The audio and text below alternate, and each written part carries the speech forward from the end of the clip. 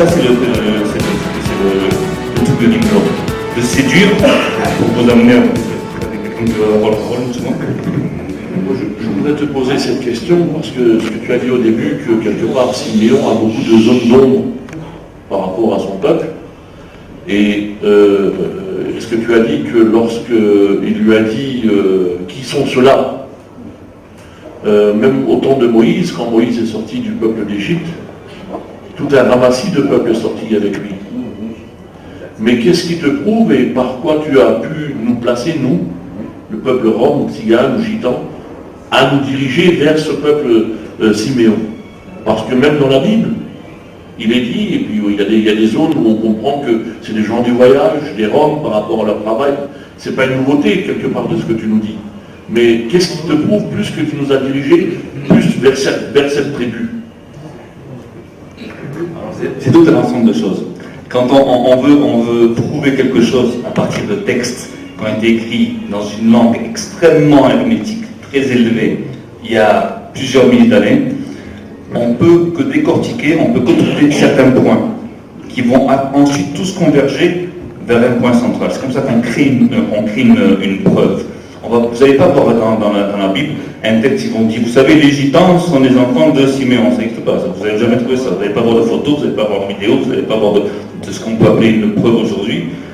Vous allez avoir tout un raisonnement qui va vous converger vers une même direction tout le temps. Alors maintenant, un point sur Siméon. Vous dites qu'il y avait des gitans qui étaient sédentaires à un moment donné. Ça, vous étiez sédentaire, vous me dites? Alors moi, j'ai entendu dire une chose sur les sédentaires, peut-être pas tous, j'en sais rien, parce que je sais qu'il y a beaucoup de sédentaires qui se sont fait aussi voler leur propriété pendant la Deuxième Guerre mondiale. Comme moi, j'habite dans les Cévennes, et beaucoup de propriétés que moi, à l'époque, j'avais de l'argent, j'aimais bien acheter des propriétés, essayer de les louer, de les vendre. Et plusieurs fois, j'ai entendu, tu sais, ce mas-là, ça appartenait à des juifs. Et puis ils ont fait des magouilles avec le notaire et ils ont piqué. Bon, alors, moi, j'ai gardé ça comme ça, mais j'ai entendu dire ça des gitans aussi. Parce qu'il y a des gitans qui étaient sédentaires et d'autres qui n'étaient pas sédentaires. Et je dis, mais attends, quand on parle du musée de... Vous savez, il y a un musée de la Shoah ici qui s'appelle le Yad Vashem. Et là-bas, vous avez des textes. Et parmi ces textes-là, on trouve les textes des Allemands, ce que disaient les Allemands. Et il y a quelque chose de très intéressant qui dit qu'effectivement, les nazis ne persécutaient que les gitans qui voyageaient, et non pas les sédentaires. Alors c'est intéressant. Maintenant, c'est les nazis. Ça ne veut pas dire que les sédentaires qui en fait ne sont pas fait voler, piller, machin, ça c'est pas pareil. Et il faut savoir que les sédentaires, c'est les pays de l'Est, j'en sais rien, je ne sais pas. Et ça correspondait environ à 10% des gitans. D'après ces textes-là, d'après ce qui est écrit là-bas à Yad Vashem. Et en fait, ce qui est intéressant, pour répondre à ta question, c'est que dans la Torah, on voit que le dernier décompte des enfants de Siméon est de 7100 hommes à l'époque de David. Et de ces 7100 hommes, il y a 500 hommes, plus quelques-uns, qui s'en vont vers le mont Séhir. Le mont Séhir, c'est là où habite Ésaü. C'est le fief d'Ésaü. D'ailleurs, le mont Séhir contient le mot Ir, qui est une ville, c'était une grosse capitale. Et ces gens de Siméon, qui sont censés donc être une tribu d'Israël, vont habiter là-bas. Alors qu'est-ce qu'ils vont faire là-bas? Et là, c'est là où intervient notre Torah orale, où on nous dit qu'ils sont partis là-bas pour réclamer un héritage de la part de Ésaü. Alors là, moi, ça confirme ce que je dis, mais ceux qui ne savent pas, ça pose un problème. Je dis, qu'est-ce qu'ils vont faire là-bas? Et ils s'installent là-bas et on dit qu'ils sont là-bas jusqu'à nos jours. Donc, par rapport à l'histoire, si c'est vrai cette histoire, que les nazis ne persécutaient pas à certains points des sédentaires ou certains sédentaires, et que ça correspondait environ à 10% des tziganes, voilà, on trouve ici, chez Siméon, à peu près une dizaine, 10, 12, 13% de Siméon, qui eux vont devenir sédentaires. Les autres, non. Vous savez, on dit que Siméon avait des villes, il a reçu des villes de la part de Juda, Beersheba, etc., mais on dit jusqu'à l'avènement de David. Ça veut dire qu'après, ils n'auraient plus de ville. Ils n'avaient plus de terre. Alors là, par contre, moi, je suis comme vous, je suis dans le nord, je ne sais pas pourquoi, je ne sais pas encore, je ne sais pas. Il s'est passé quelque chose à partir de David, où ces terres-là, je ne pense pas qu'on leur a confisqué, ils n'ont pas de raison. À mon avis, ils les ont quittés. À mon avis, l'exil, si vraiment vous venez de Siméon, ça part à partir du roi David. Après ça, il faut voir chez vous ce que vous avez comme mémoire, depuis combien de temps vous vagabondez, vous êtes dans le monde, j'en sais rien. Donc, ensuite, il y a plusieurs éléments qui convergent vers le fait que c'est Siméon. Et la première, la plus évidente pour moi, c'est le mot tzigane. Alors, pour le mot tzigane, les nazis eux-mêmes l'ont réintégré ce mot-là en 1942. Ils déclarent tous les gitans, de quoi quel qu'ils soient, les Roms, les Manouches, c'est des tziganes. Vous savez d'où le mot tzigane? Vous savez?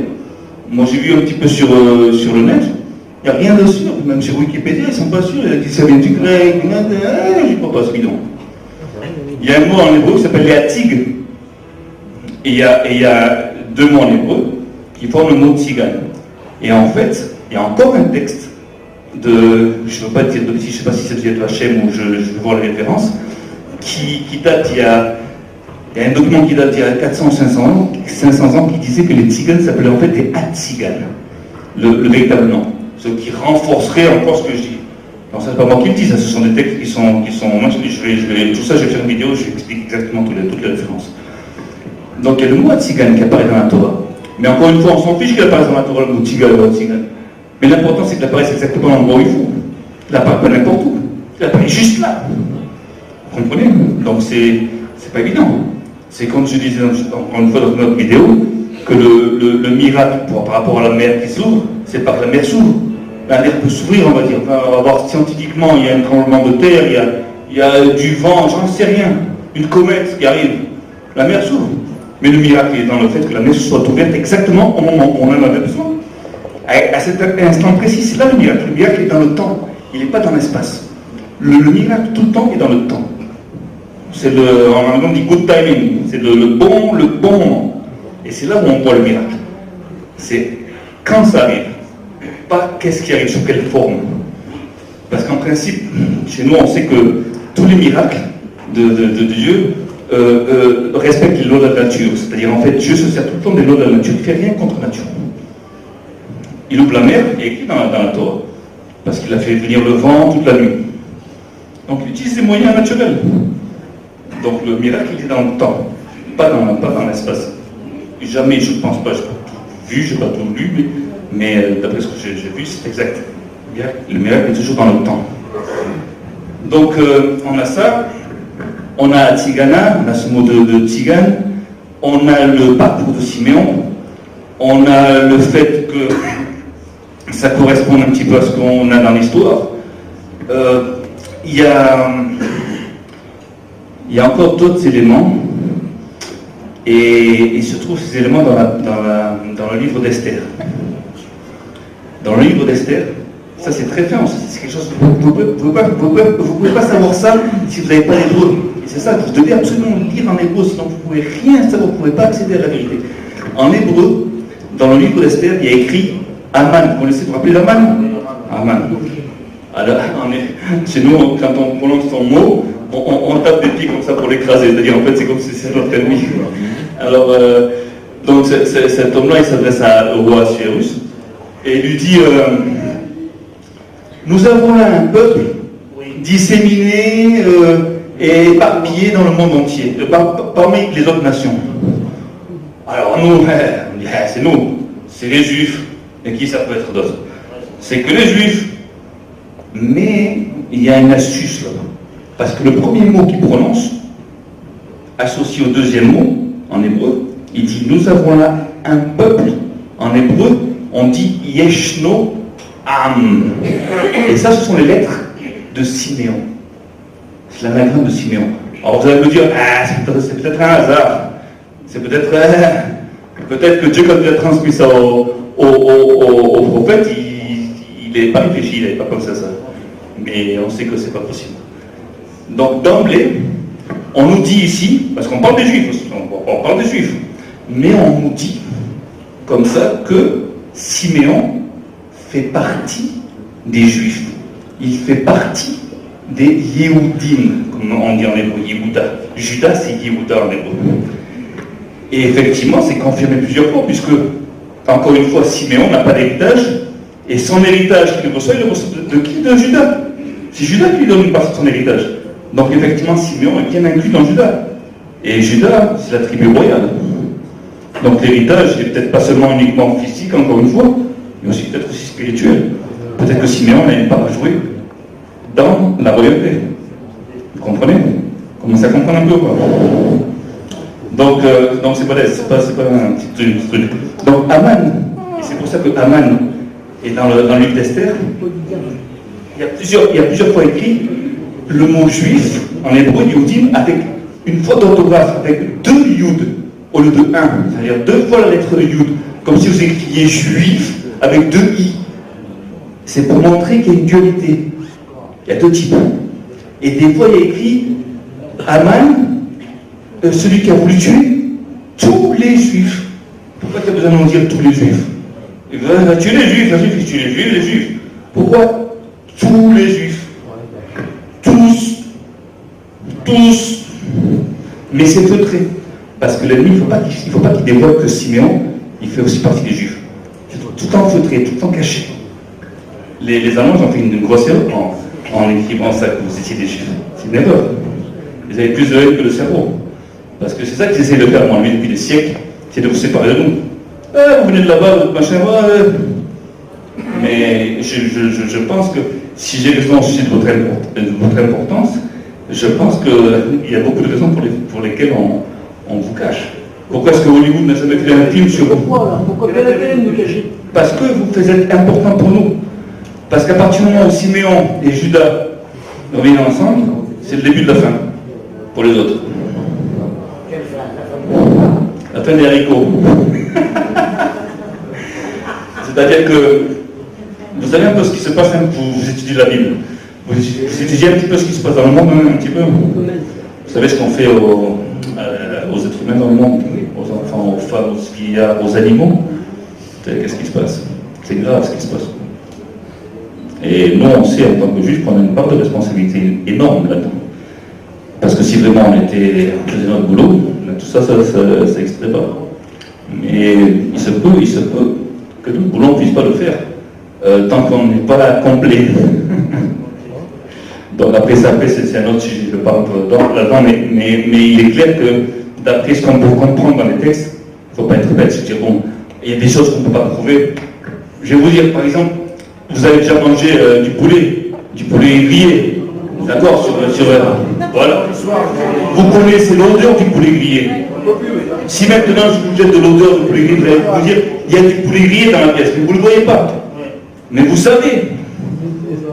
Alors la Torah, c'est aussi ça, dire, on a des preuves, on a d'autres éléments, et après quand on vous a à vous, et après on vous voit, et après on voit nos ennemis qui s'acharnent sur vous, et on voit ça, et on voit ça, et après on voit l'image, on n'a pas tous les détails, mais on voit suffisamment déjà pour savoir dans quelle direction on va. Et donc, à mon avis, vous êtes bien plus important que ce que vous pensez, bien plus important que ce que la plupart des Juifs pensent, parce que ce sont des choses qui ne sont pas officiellement dévoilées. Et c'est ce qui me motive à vous parler aujourd'hui. Parce que si j'avais un doute quelconque que j'ai tort, jamais de ma vie, ou quand je viendrai et créer de faux espoirs, ou créer de fausses craintes. C'est une grosse responsabilité. Alors je suis sûr de moi et je vais jusqu'au bout. Et on va prouver ça. Et à mon avis, ça va se prouver bien plus facilement que ce qu'on croit, à mon avis. Et bon. Une question à poser. Oui. Je pense qu'elle est importante. Est-ce que vous avez eu. Bon, peut-être certains savent qu'il y a des organisations d'Israël qui s'occupent de retrouver les tribus, je ne sais pas perdu, c'est un mot bizarre, mais enfin des juifs qui s'ignorent. Par exemple, en Inde, les Béné Manaché. Il y a eu les Falachar, enfin les Bêta Israël. Il y a eu, on parle de certains, des gens au Gabon, en Afrique noire, qui auraient des gènes de Kohanim, ils auraient des origines juives. Bon, il y a des gens qui sont spécialisés, il y a un institut qui est créé, des spécialistes, des rabbins, etc., qui vont sur place pour étudier ces tribus. Par exemple, les Béné Manaché, peut-être que vous avez. Est-ce que vous avez écouté parler de ces gens-là? J'ai écouté parler. Est-ce que vous savez quel processus il est engagé par rapport à eux? Plus ou moins.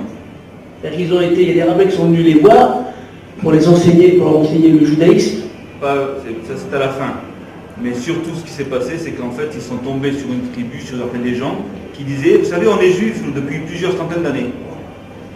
Bon, tout le monde peut dire on est juif. Il y a peut-être un juif qui est passé là-bas, j'en sais rien. Mais ensuite, ils ont trouvé un document du Vatican qui dit qu'effectivement leurs prêtres aussi missionnaires du Vatican étaient allés là-bas à cette période et qu'ils avaient dit la même chose à l'époque, il y a 150 ans, quelque chose comme ça. Ils ont dit nous sommes juifs.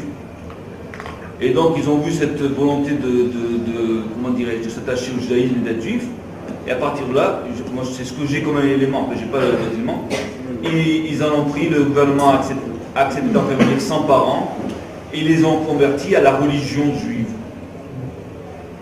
Alors ça c'est un gros sujet, moi je suis très suspicieux quand on veut convertir des gens et qu'on dit vous savez ça c'est des juifs. Je suis très suspicieux et je fais très attention parce que l'une des meilleures façons de nous éradiquer c'est de nous assimiler de l'intérieur. Donc attention, je ne dis pas que ces gens-là ne savent pas ce qu'ils font. Moi je suis partant, pas de problème, je veux très bien que j'ai des tribus de menacés là-bas, il n'y a aucun souci, mais je n'ai pas suffisamment d'éléments pour juger. Apparemment c'est un peu léger, les gens disent on est juifs, bon d'accord, qu'ils acceptent le judaïsme, d'accord, il n'y a pas de problème. Mais après de savoir si c'est menacé, bon, c'est pas. Moi je voudrais un petit peu continuer sur la pensée de David. Oui. Vous savez, chez nous on a comme, je vais employer peut-être un mot, peut-être un petit peu notre langage à nous, hein, on a comme un appel de sang.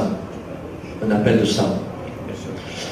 C'est-à-dire que même qu'on ne connaît pas une cigale chez nous, qu'on n'a pas été dedans avec lui, qui ne nous ressemble pas physiquement, qui n'a pas été élevé sur peut-être le même rythme de vie que nous, et quand on va dans un coin, on a comme un appel de sang, si on peut l'aider, il y a quelque chose qui nous attire vers lui. C'est comme un élément. Quand on les retourne, ils nous séparent. Mais dès qu'on les approche, c'est que même quand on passe, c'est tac. C'est comme un élément, quand il veut ramasser de la ferraille. Ça s'accroche à lui. Et nous, c'est pareil. Nous, on est capable de se croiser dans un intermarché, un mammouth, dans nos champs, et avec un regard, on ne se connaît pas, on dit bonjour. Et on sait qu'il fait partie de nous. Alors la question est posée, parce qu'il faut dire ce qui est, il faut rendre à César ce qui est à César, Jésus l'a dit. Les Juifs, je vais employer mes mots à moi, mes mots simples, on va dire si Himalaya c'est le toit du monde, je vais employer les mots, je voudrais dire que les Juifs c'est le cerveau du corps humain par rapport à l'humanité. Le cerveau, je parle. Par rapport à l'intelligence, par rapport à l'intelligence, je parle. Comment ça se fait que tous ces rabbins qu'il y a eu, comme Rachi, comme bien d'autres, donc Rachi c'est une grande référence par rapport à une énorme référence. On le cite beaucoup dans les commentaires. Comment ça se fait que quand ils ont vu notre peuple à nous, qui a souffert au même degré de souffrance comme notre peuple, par rapport au mépris, par rapport au rejet, par rapport aux incompréhensions, par rapport à toutes ces choses-là, comment ça se fait qu'il n'y a pas eu, depuis tous ces temps, que certains rabbins ont dû se rassembler, il y a quand même, il y a qui est sous roche, il y a quand même quelque chose, on va les interroger, on va les appeler, comme les membres, parce que chez nous ça se fait. C'est pour ça. Il n'y a pas de questions faciles, il n'y a pas de questions difficiles. Je suis d'accord avec toi. Le rôle de Rachi, pendant la période d'exil, moi j'utilise maintenant ma logique, ce n'est pas quelque chose que j'ai lu, mais d'après ce que j'ai pu voir, le rôle de Rachi et de tous les rabbins, c'est de commenter la Torah, mais attention, vous savez, un Chinois parle chinois. Un Français parle français. Un sage, il parle avec sagesse. La sagesse, c'est sa langue. Donc quand il va dire les choses, Rachi, il va tout le temps donner des indices. Et il va tout le temps parler à demi-mot de façon à pouvoir comprendre, à amener celui qui, comme lui, veut comprendre les textes, à comprendre de par lui-même. Il ne va jamais rien vous dire de façon gratuite. Il y a des fois où il dit des choses, on ne sait même pas quoi. Il n'y a aucun rapport avec le texte.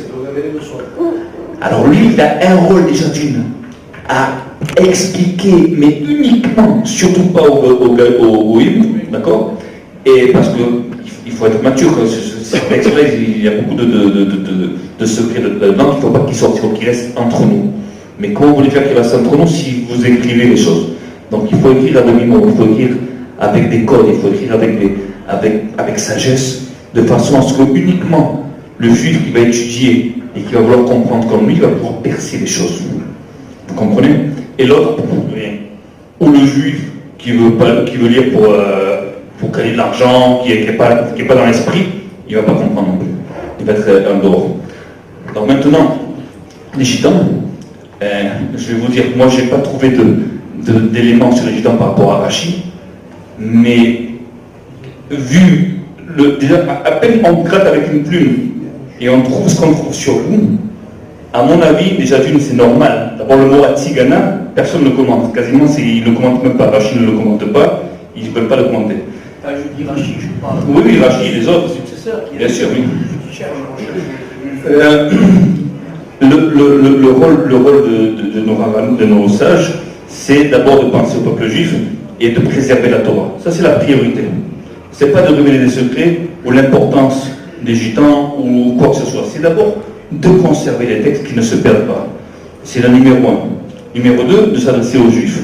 Ensuite, celui qui parmi le peuple juif veut aller plus loin, veut comprendre, il va trouver des choses sur eux. Il va tout trouver, parce que tout est écrit en profondeur. C'est parce que s'ils sont capables, je dis, de décrypter qu'il y a des juifs dont on nomme les falachas, physiquement, je parle physiquement, si je vois un falacha à Modelouette, sincèrement, je ne dis pas c'est un juif. Maintenant, par rapport à son attitude, à son langage, par rapport à son... ses gestes, peut-être démontreront plus que son physique. Je dis ça comme ça, hein. Mais donc, s'ils sont capables de dire, eux oui, et si, comme a dit David, ils sont capables d'aller au Gabon et de chercher, voyez si un juif a passé par là, d'accord. Et comment ça se fait qu'ils n'ont pas venu vers nous, nous qui a des grades par rapport à... C'est grave. Alors, ben, je vais vous dire une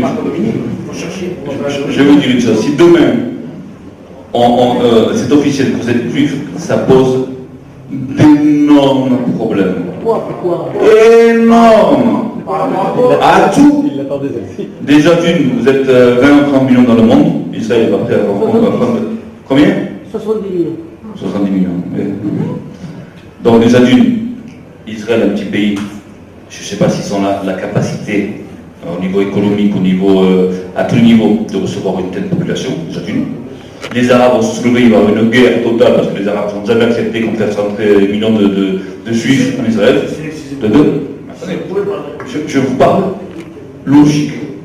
Si on réfléchit bien, si on réfléchit à tout, mais on n'a aucune chance de réussir.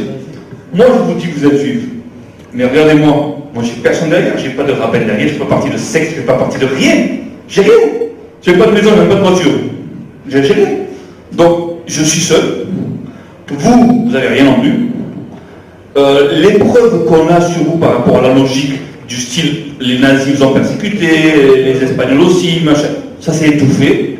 Ils n'en parlent pas, il n'y a aucun film qui a été fait sur ça, il n'y a rien qui est fait, donc il y a une volonté quand même de vous cacher. Donc en face, on a que des gens puissants qui contrôlent tout et qui veulent rien dire, et en face, on a des petits gens comme nous qui n'ont rien et qui crient. Donc quand on réfléchit, c'est impossible. C'est une mission impossible.